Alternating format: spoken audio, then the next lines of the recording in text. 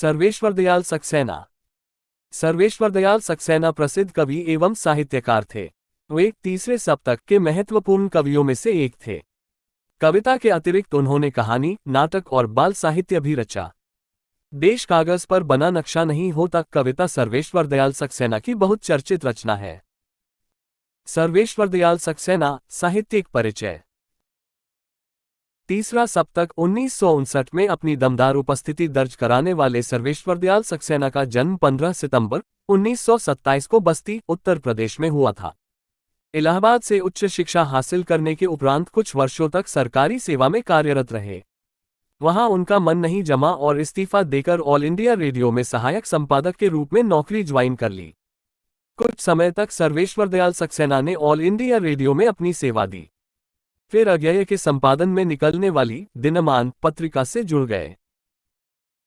अज्ञेय के संपादन में तीसरा सप्तक में इनकी कविता संकलित हुई और ये कविता के क्षेत्र में पूरी तरह से प्रतिष्ठित हो गए। इनके काव्य संग्रह बांस के फूल, कुवानो नदी, गर्म हवाएं, खूंटियों पर टंगे लोग शीर्षक से प्रकाशित हुए।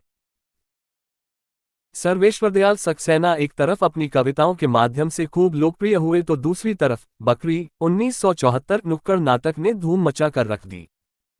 इस नाटक के प्रभाव का अंदाजा इस बात से लगाया जा सकता है कि जब देश में इमरजेंसी की घोषणा हुई तब इस नाटक की प्रस्तुति पर प्रतिबंध लगा दिया गया था।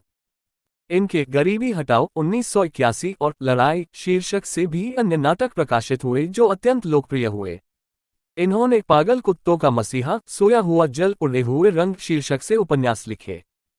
उड़े हुए रंग उपन्यास का बाद में शीर्षक बदलकर सूने चौखटे किया गया था। खूंटियों पर टंगे लोग काव्य संग्रह पर इन्हें प्रतिष्ठित साहित्य अकादमी पुरस्कार प्रदान किया गया। 23 सितंबर 1983 को इनकी मृत्यु हो गई।